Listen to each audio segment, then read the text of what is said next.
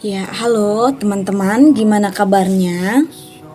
Ya, semoga kita masih tetap sehat dan bisa melakukan aktivitas kita di siang hari ini. Ya, kali ini, oh iya, saya akan melanjutkan mengenai bipolar yang semalam.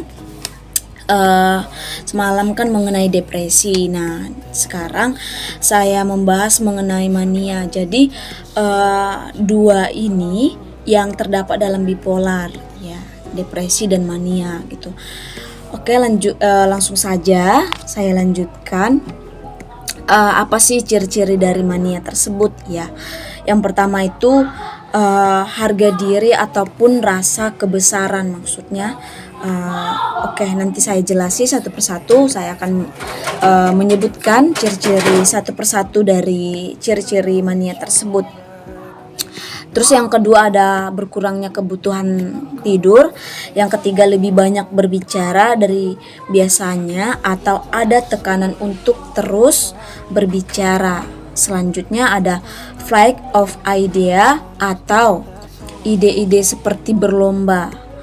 Selanjutnya ada perhatian mudah teralih kepada hal-hal sekitarnya yang tidak penting atau tidak relevan, ya. Dan yang keenam itu meningkatkan aktivitas atau banyak bergerak. Dan yang terakhir terlibat pada kegiatan yang menyenangkan yang beresiko menyakiti dirinya sendiri. Ya, misalnya nih dia melakukan, di sini contohnya ada berbelanja berlebihan, itu kan beresiko pada dirinya, mungkin kantongnya yang kering gitu.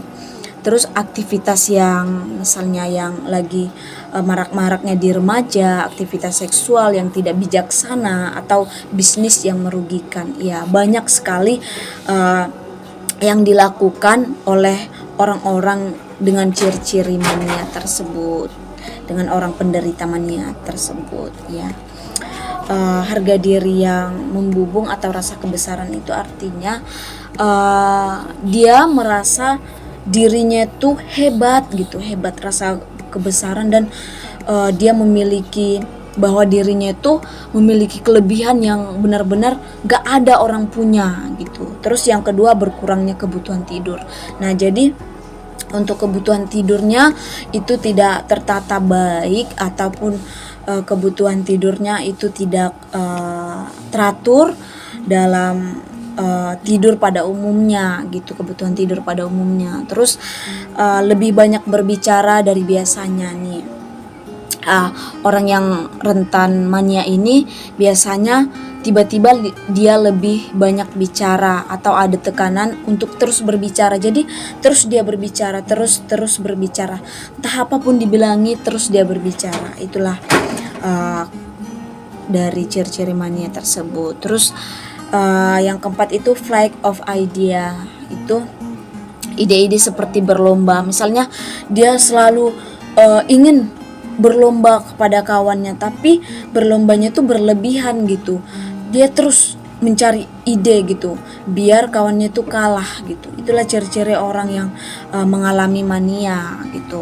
Terus perhatian, ya, selanjutnya itu ada perhatian mudah teralih. Nah, perhatian dia itu gampang teralih gitu. Misalnya nih kita lagi berdiskusi, kita lagi yang membicarakan sebuah event, mungkin gampang teralih ke hal-hal yang lain gitu, hal-hal yang mungkin ada di dalam pikirannya gitu. Jadi hal yang ada di pikirannya itu langsung diucapkannya gitu. Makanya hal-hal yang mudah teralih dari pembicaraan saat dia berdiskusi gitu.